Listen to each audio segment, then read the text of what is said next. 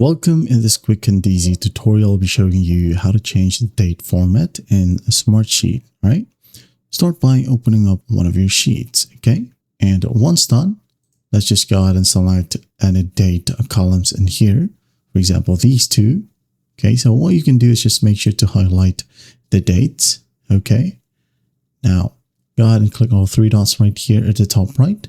Click on more and just hover your mouse onto these options, okay? And here you have the date format. Click on the drop down and you have here the long date options, the day and time, and short date, okay? So for example, this one right here, which is a complete version of date. There you go. And as you can see here, the specific date column has not been changed. So you can go ahead and change this one. Go three dots and do the same thing.